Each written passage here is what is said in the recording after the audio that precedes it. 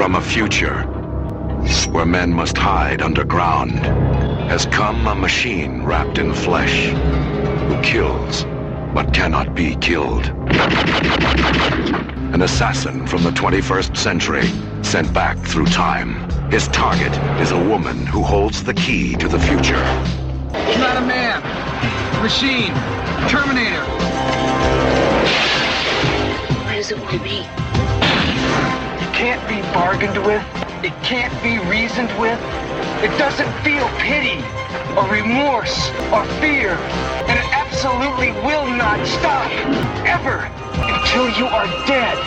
Arnold Schwarzenegger in Terminator.